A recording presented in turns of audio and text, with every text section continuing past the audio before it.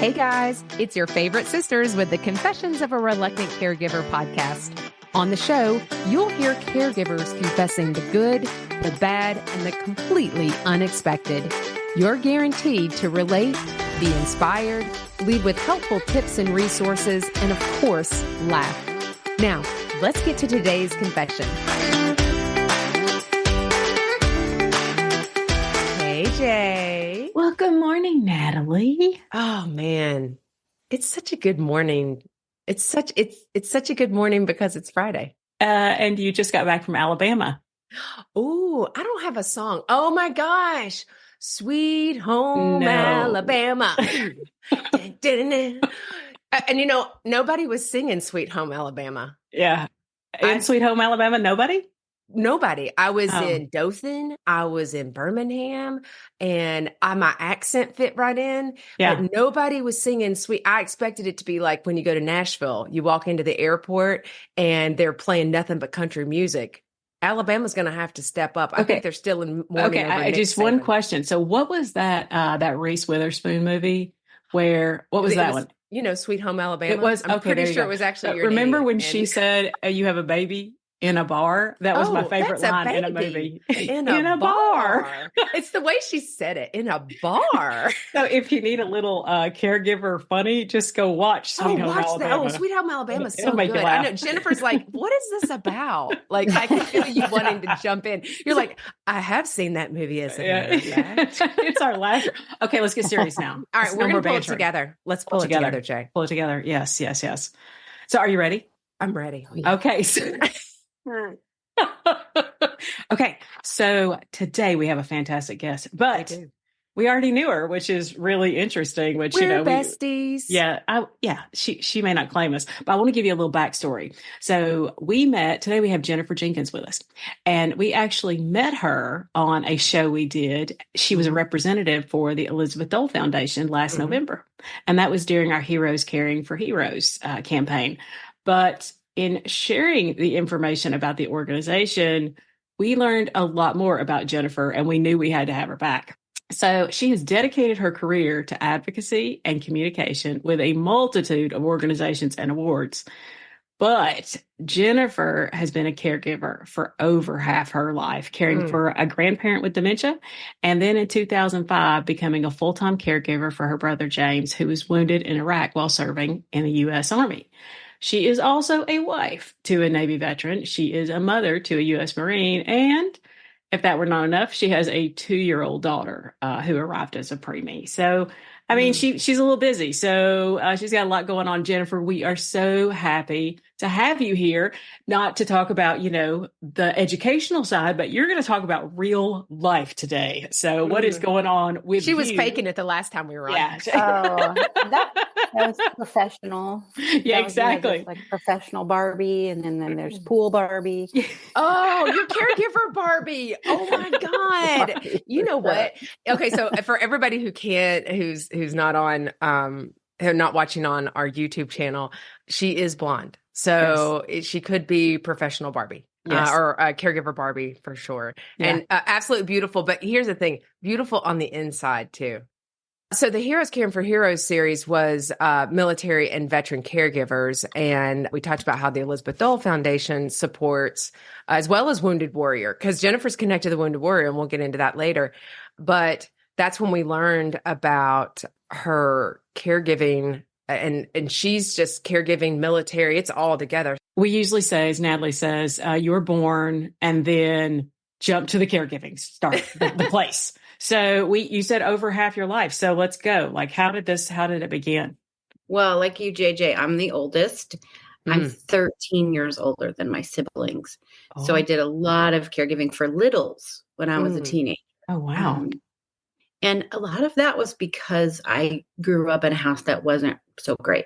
Mm-hmm. But, I had a really amazing mentor in my life, my grandmother, and she took care of so many people in her short 92 years. And thankfully, I had someone, that I could turn to during tough times, but who also helped me learn ways to get through those tough times on my own. Yeah. And when I was 15, my grandmother was diagnosed with breast cancer. Mm. and had a single side mastectomy, all of her lymph nodes removed. It was very invasive surgery. So this was mid 80s. Mm-hmm. And I cared for her when she came from the hospital. I cleaned her wounds while she still had stitches. Oh, gosh. Wow. And I remember it was scary, but it was also, I felt so much honor in being able to provide that care for her. Now, Jennifer, did you move in? Were you there all the time? Is that kind of, you were full-time care? You were 24/7? Yeah, I was back and forth anyway as a child to my grandmother's house, but yes, I moved in during that time. Wow. We didn't have a car by then. My grandmother had given up her car. Yeah. And I, of course, couldn't drive because I wasn't old enough. So if I needed to go somewhere, we called the taxi. We lived in kind of a rural area, but you could still call the taxi, meaning there was one guy. Yeah. So wait, where are you from? Where are you from originally? I'm from Southern Indiana. Okay. So Southern India. I've got to have it like picture it, Sicily, 1932. Like Golden Girls. Because picture it, a gravel road. It's dusty. Yeah, there's a lot. Well, we're from a rural area too. We had gravel. Totally understand. Totally, we can relate. We would call ahead to the Mitchell and Berry Drug and Sundries. It sounds like it's like Little House on the Prairie, but we would call ahead and they would get our grocery order and any medicine that we might need or whatever. And we had a charge account there. So I would take the taxi and go to Mitchell and Berry. And while I was there, I got myself a chocolate ice cream, and then I would have arranged for the taxi to take me home. And that was my first experience with caregiving. How long did you care for your grandmother? So that stint, I was there about a month until she started getting around on her own and people from church started caring. And of course, I had to go to school. Oh, so you had to learn as well. Yeah. Like you were expected to still learn. Yeah. I remember some of my teachers made these giant packets of work, for me to do while I was away. It was kind of a planned thing. And then it wasn't until about 10 years later when I was all grown up, I guess, where I was working in radio. I had my own little baby. And that's when my brother and sister were going to be removed from my parents' home by child services. And so I was presented with the proposition of them going into foster care or me becoming their legal guardian. If there is an adult sibling who is responsible and capable, they will place younger children with them. 100%. Yeah. So a lot of people don't know that. And it was an interesting time in my life. My sister ended up staying with someone else and my brother stayed with me. So that was hard, but I raised him through high school and I felt really good about it because he made a lot of growth. We both made a lot of growth, but that's a caregiving experience in and of itself. However, the real caregiving for James didn't start until he was wounded in Iraq. So I want to pause for 1 second because number one, I've worked in the foster care system for 25 years, and you're right. While it is not super, here's the thing: it is very common to place children with kinship. It is not super common that they go with an adult sibling that is in their probably early 20s, because that's what I hear you telling me is. I was in my early 20s. And so you had gotten married. So you supported your grandmother, and which I think is great because that's near and dear to my heart. Everybody supported. And when you said, oh, the schools, I just want to pause. Everybody knew the schools made sure that you didn't get behind. They made you packets of homework so that you didn't fail, kind of thing, and fail on so many levels. And the fact that you had the taxi service. Think about the time now, because we didn't have, hello, Uber. We didn't have Uber then, Uber Health, thank you. And I'm assuming you were making food and all that kind of stuff. And I went to the bank and paid the note on my grandmother's gas stove. Yeah, exactly. I mean, and and you're 15, and this is not what we would consider normal childhood type development or activities. And but I think in rural areas, but I don't want to even say rural areas, but definitely in rural areas, the community kind of just says, okay, how do we support one another? So then you get married then, is that correct? You get married, and that way I got married and divorced, and I was a single mom of a little guy. Oh, so okay, so you got married and divorced. I'm on my second. For everybody, you can appreciate that. Don't tell Jason. I've got a backup plan just in case this one doesn't work out. But we've been together 20 years, so I figure I'm going to stick with this one. Lazy dater. But so you got married and divorced, but had a baby, and then you took your brother in, and so that's even more because you're a single mom. And so you took your brother in. Okay. And so your brother, so you both grew up more together. That's interesting. Mm-hmm. How was high school life? If I can just pause for a second in because you are a caregiver, that's a hard role. Mm-hmm. You're guardian, because you're technically the guardian, which means you're the quote unquote parent and sibling. Yeah. Well, first we got a lot of questions. We look alike. And people would think, is that his mom? She looks really young, but it must be his mom. And there's another baby. And people would refer to my son and my brother as brothers. And we just got to the point where we would let it go. Yeah. just let it go, people. Absolutely. I don't even care. Yeah. Yeah. I was so strapped for time because I was working and that's this baby, and that I couldn't volunteer for football boosters, but I did make sure that he got to every practice. And I would say I was kind of a stern parent.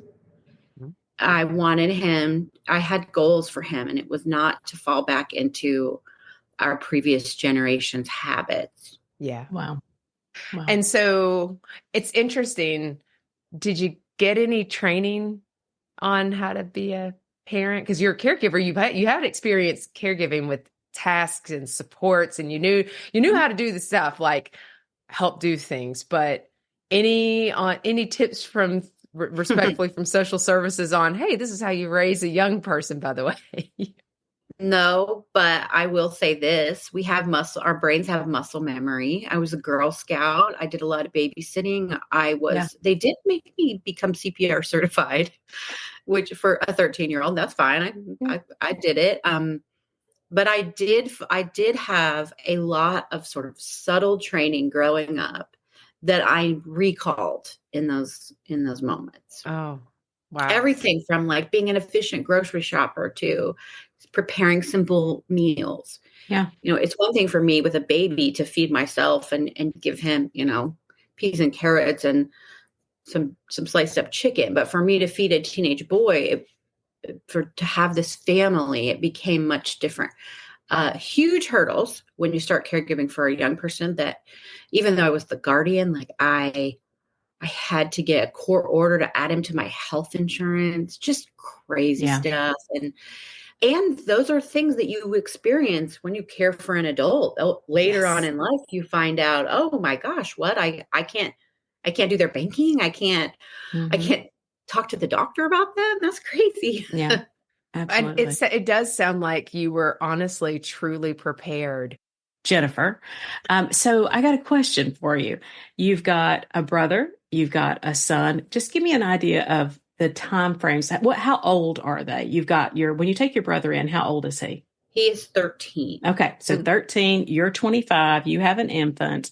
And then your brother, I know you take full care for him beginning in 2005 because of his injury.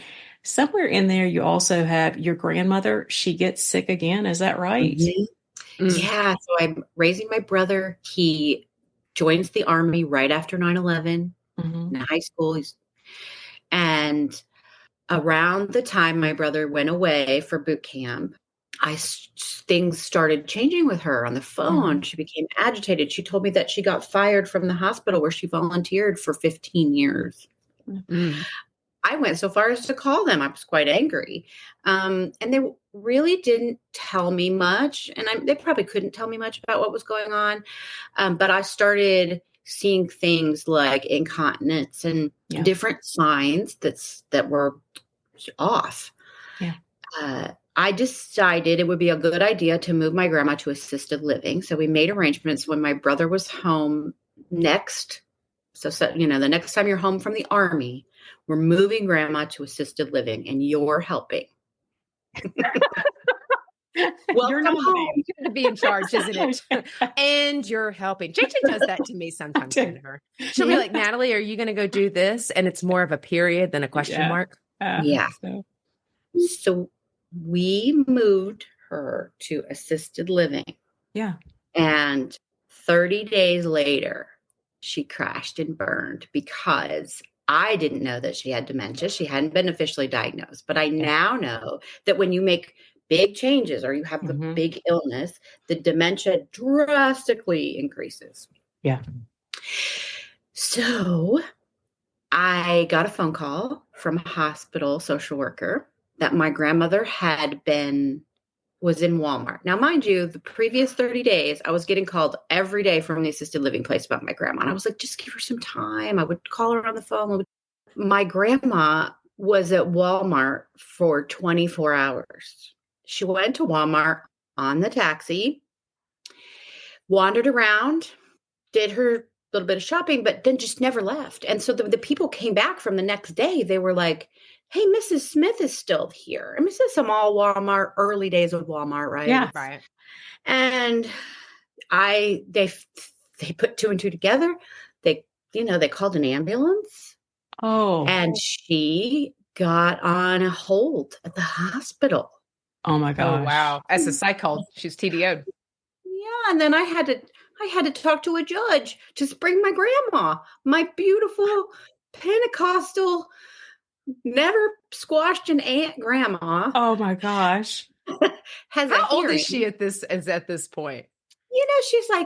She's like 86. Yeah. Yeah. Just chilling at Walmart. Well, it's too bad Walmart doesn't have like beds, like, like the old school, like what Sears, everybody can sponsor us at this point. JC Penney's had beds. Food. Yeah. She bought you Snickers, like snacking. Well, at least she bought it. Yeah. It wasn't like she was shoplifting. She was chilling at the Walmart. I mean, honestly, have you seen a Walmart? They're pretty big. Lots to do. So you go and spring your grandmother because you go to the magistrate is where she went to the judge. And then what happened? Well, they wouldn't let me take her. Like, I was like, I'll just take her home. And they were like, yeah. So the doctors, did a lot of tests while she was at the hospital, and she has advanced dementia. And so we want to put her in a facility. Now, I don't have POA. I don't have guardianship. I have nothing. I was able to put her in a facility very close to my home that I knew some people that work there. It was, ideal. So then that also was difficult and advanced her dementia a bit further, but then we plateaued for a long time. I did her laundry, I did her nails. We went on lots of drives and field trips to my house. And I tried to make the end of her life very beautiful for where she was. Yeah. Wow. So if she went in at 86, I'm just trying to do a little math here, Jennifer, and she passed at 92. We've got the 6-year window there, but your brother is injured in 2005. Yeah. So that's between all this. Yeah. So now he's in Iraq. Okay. No more helping with grandma. She knows this. Like he writes her letters. She writes him letters, although they sort of say the same thing over and over again, many different times. I miss your grandfather. Our farm was lovely. And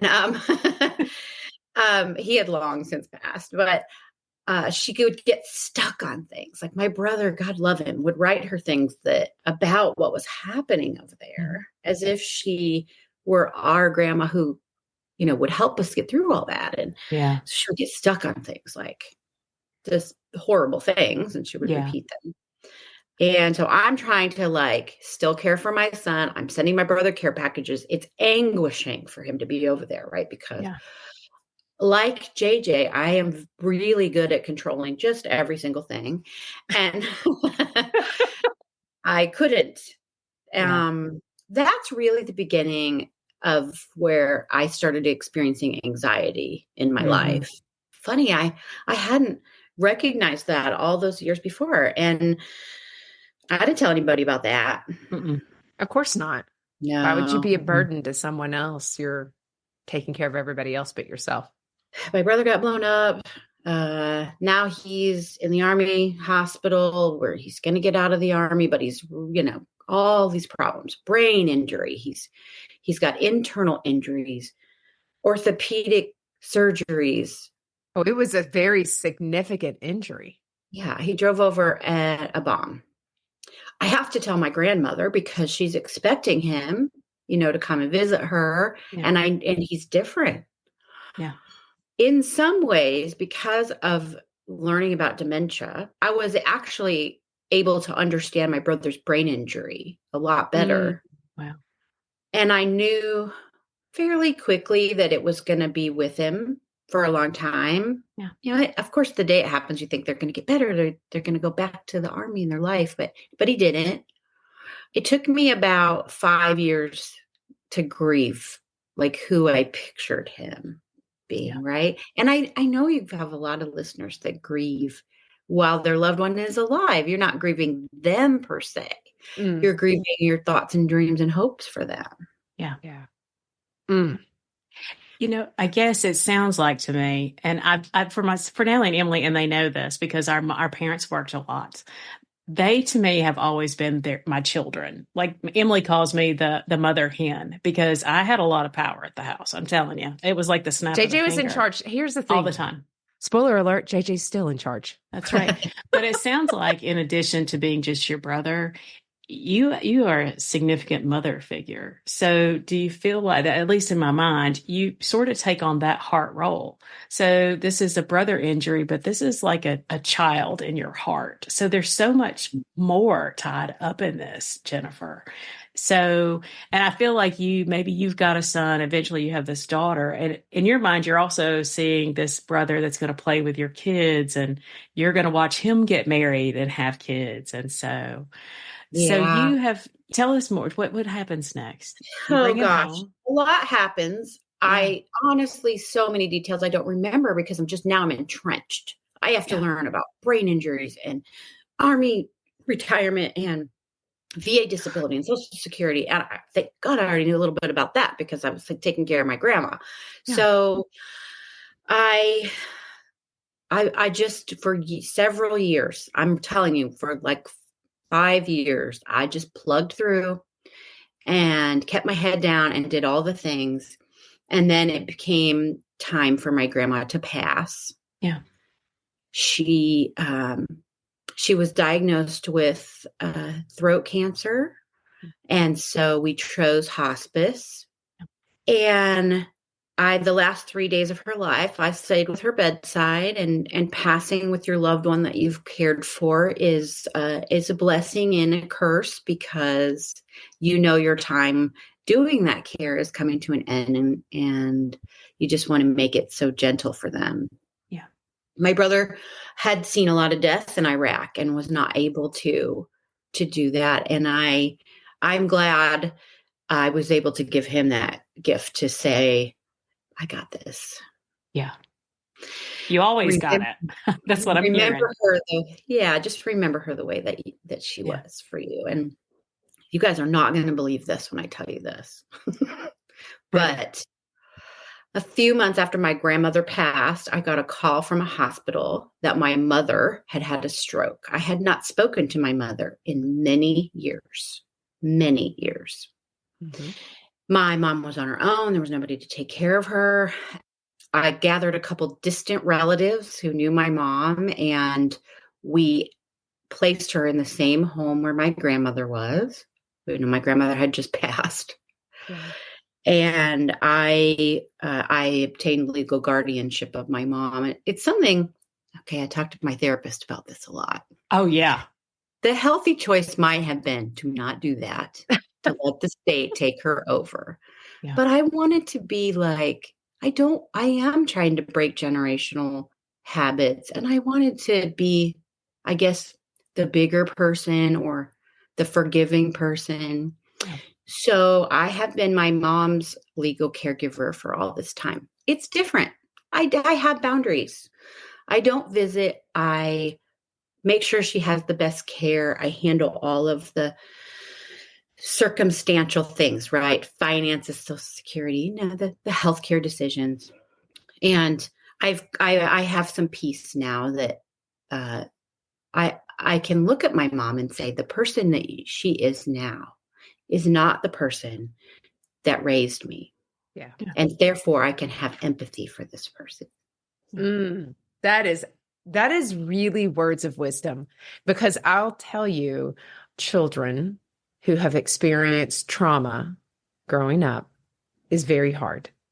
And not that it's hard for them to have empathy, but it would be anyone, I think we can all relate. It's very hard to care for someone that when your background is strained, and that's the nice way to put it. It's hard to do that. So that's a really good, I think, being able to separate periods of time, because people do change, especially after significant illnesses. I'm not saying that it changes for the better. It's just different. And so how do you, what I hear you saying is, I know how to protect myself so that you can perform that duty, so that you can do. And I think there's always an element that children do want their parents, no matter how badly or poorly they parented. I have some advice for people who need to get there. First, get in counseling. There's a lot of ways to get counseling. You can tell a doc, you can go to support groups. There's counseling through your employer, through your health insurance. Get it, because you can't do this without releasing some of it from time to time. And second, if you have a loved one that you need to set boundaries with, that your past relationship was awful, don't be afraid to tell the daily caregivers at the facility that they're in about your past. Own it. I've told them, I have my mother here with you because she can get the best care, but I need you to understand what happened in our past life so that you understand the boundaries. It's not that I'm unkind. It's that I'm being kind to myself. When you explain that to professionals, they'll get it. They'll get it. So that helped me a lot.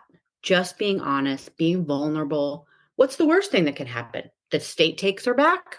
Well, I guess that would be the worst thing for her, because then she wouldn't have somebody who really was trying to make sure that she got good care.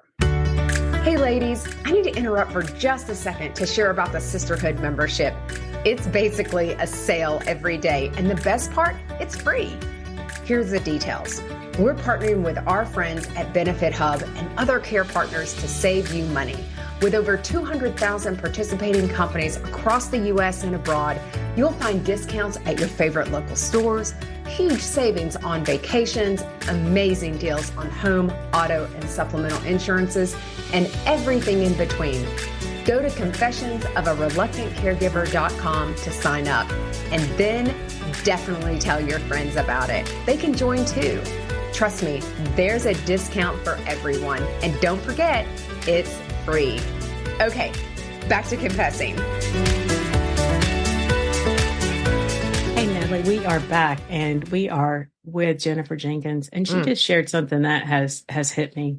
We were talking about setting boundaries, and she said, it's not that I'm being unkind, but that I'm being kind to myself. And Jennifer, that's a tip. That's insightful.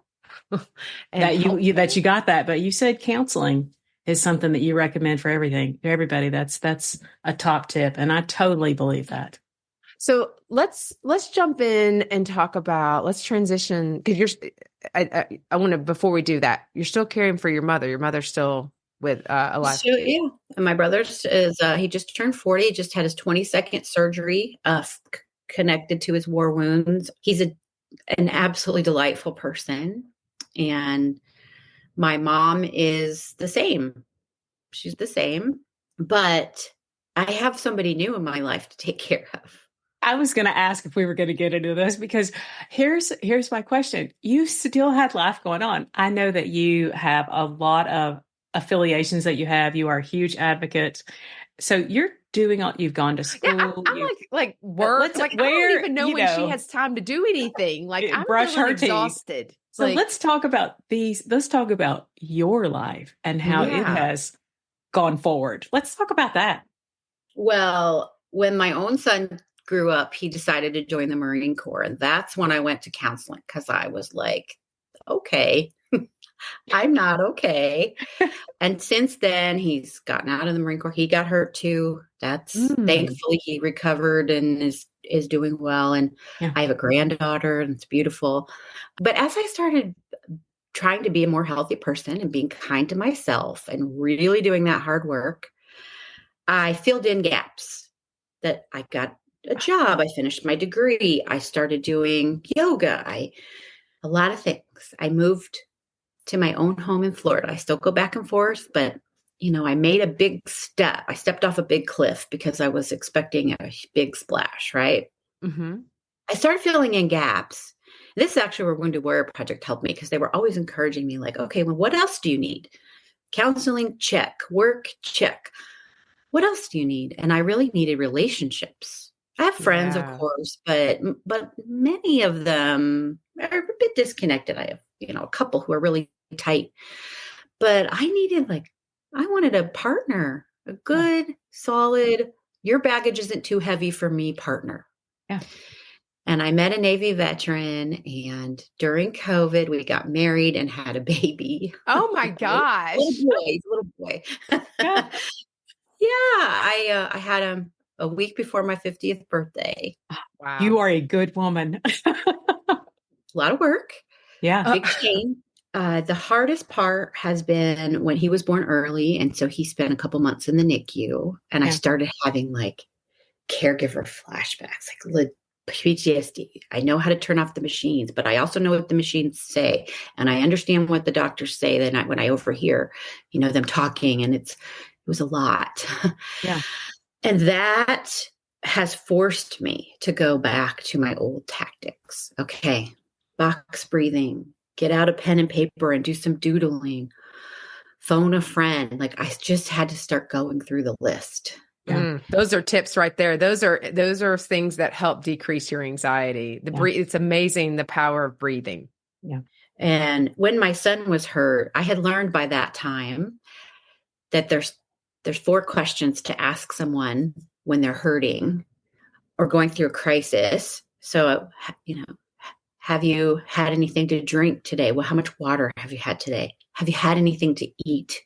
When was the last time that you ate? How much sleep did you get last night? How much are you even sleeping just recently?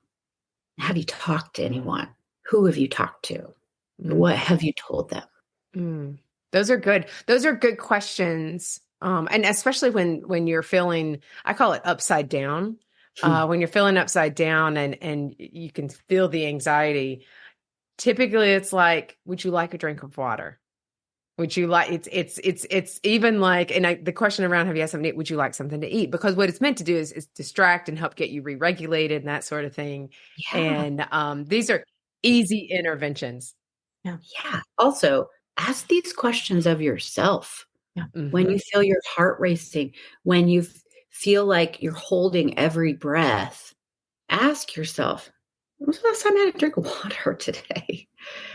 And, there's some ancillary questions. Go outside for 5 minutes. Just breathe. Look at a leaf. Yeah. Wow. It's the truth. It helps you refocus and really get reconnected. Oh my gosh. These are good strategies though. Yeah, Jay. I know. Yeah. These are really good strategies to be able to help when, as a caregiver, and I'm going to tell you, I know we got to go to sister questions. As a caregiver, it's easy to become overwhelmed. And I think, Jen, you've probably been using a lot of these strategies intermittently throughout your entire life when you were caring. And there's a lot of pressure, especially as a young caregiver, and your age, and you're just growing up, and you get pushed with these things and you're finding strategies. But I think that's part of the point of having a counselor is they help kind of wrap your brain around the why and help you identify what your body's telling you, because your body will always tell you first. Like, rather, my ears, when I get put on, my ears get red or my hands get kind of sweaty. And when you know what your body, or listen to your body, you can do the things to help get you settled. So, Jay, I mean, I hate to say this, time. It's a sister question. Questions. I know. I'm like, oh my gosh. I'm like, I feel like we need to go give Jennifer a hug. I know. This is a lot. She's like amazing. I'm so glad that for everybody that hears this message, like, it's Jennifer, it's your story, but there's so much even I hear, and I'm like, oh, it's like a breath. Like, I'm going to do this. I'm going to when I get in that mode. I've had, like you said it, I've had calls every day from Mom this week about a piece of medical equipment. And I'm like, and then I get the call from the doctor's office that she has the FaceTime. So it is exhausting. But something I heard you say, here's my sister question. You ready, Natalie? Oh, I'm ready. I'll just jump into it. So what I have heard, everything that you've said, is that this journey that has been over half your life, you have not allowed it to define you. And there are so many caregivers out there that they're a caregiver and they look at their life and it's just over. And you said that you started seeking out the things that fill the gaps. And I love that. What now? Because you're in it. I mean, you're in caregiving. What continues to fill your gaps? Like, where do you think you've gotten the most? What overflows your bucket now? Honestly, a little bit of nostalgia. Yeah. My grandma taught me to write something down every day, even if nobody ever reads it. You can write it in your calendar, in a journal, on a scrap piece of paper that you picked up along the way. It really does help you make sense of it all. Yeah. I'm writing again. I've always been written it down every day, a sentence. But I'm really writing now. And I'm looking at some memories that are a little hard. But that's okay. I believe that when you're ready to listen to the hard songs, the songs, the one that was on the radio 27 times a day when your brother got blown up. That song for me is 100 years, Five for Fighting. Yeah. My brother got hurt 19 years ago. And honestly, for 18 years, I could not listen to that song. But recently I've been listening to it in a new way. And I'm just working on looking at that nostalgia and saying, what can I take from that that's positive? Yeah. I really like that, because we all know, it's so funny how there are songs or smells or things that really take you back. And I think you're right. You have to be in a place to be able to respond to that. You know what I mean? You have to be in a place where you're like, okay, I can handle this right now. Because you don't have to, here's a tip. You don't have to face it if you're not ready just yet. But no, you're going to have to pay the piper at some point. You're going to have to do that so that you can move on and be healthy. Sometimes it's not the right time, but it will come in its time. Yeah. I'll, with your brother lives with you still. Is that right? So he has his own apartment. Have a room there, but I have kind of some new news. Ooh, tell. About 2 years ago, my brother met someone. Now, his long-term goal, once he got to a recovery point where he could start setting goals for himself, was relationships. He just turned 21 when he got wounded, like, didn't really ever have a serious girlfriend. That's what he wanted. That's what we all want. That's what I wanted. A couple of years ago, he met a special education teacher, and his baggage isn't too heavy for her to pick up. And she, a couple months ago, moved in to his apartment, and she is transitioning the caregiving role. It's going to take a while. It's 19 years. You don't just say, here you go. But it's wonderful to be collaborative with her. We've been so honest and so transparent, and she is absolutely lovely. And I'm hopeful. I'm starting to, I'm going to Photoshop her into all like the family photos. I think that would be fun to make a whole album where she's in there like this whole time. We didn't know it. Wow. Okay. So that feels so good. Reminds me of Charisma, where Jennifer she met Cole, and his mother had cared for him for years.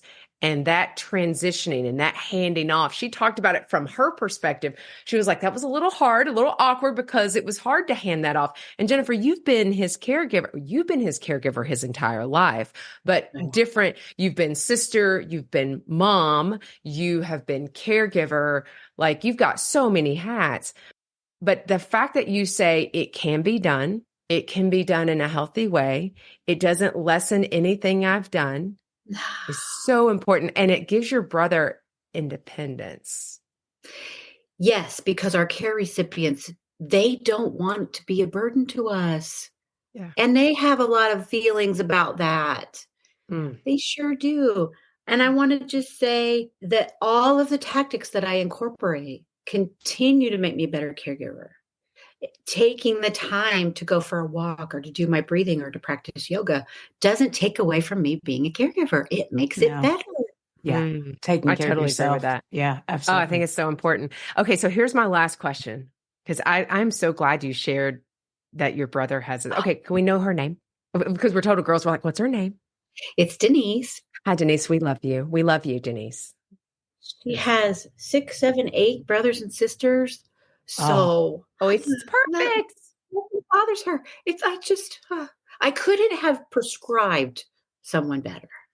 Oh, I love that. Okay. It's my heart. It fills my heart. I love it. It does fill my heart. I'm like, oh, this is good. Okay. So, you know what? I feel like when you Photoshop her in, we need to have that with this episode so people have frame of reference. So they're like, oh, well, that's Denise. Hey, Denise. Last question. And this is always the fun one for me is, what's your favorite guilty pleasure? What is the thing that you do for yourself that you're like, oh, I ain't sharing that with nobody?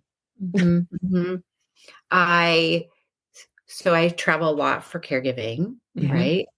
I'm a long distance caregiver. Many of your listeners are, I'm sure. Yeah. I like to have a little bit extra layover so I can treat myself to a sit down meal. You know, every airport has that opportunity. It might not be great food, but we're like, somebody is bringing me the food. I'm sitting there by myself. I might be reading a book or not. That's my guilty pleasure. I build in that time where I can't do anything, right? I'm stuck between flights. Oh no, I have a layover that's 10 days.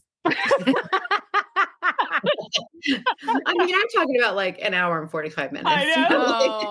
I know, but 10 days would be pretty funny if the airport was right next to, resort with an ocean. And you're like, I don't know what happens. It's just, I'm here. Oh my gosh. I feel like Jennifer needs our friends at Norwegian Cruise Line. I feel like the layover. She needs a layover. We need a 7-day layover for Jennifer. Oh my God. Oh, I love that. You know what?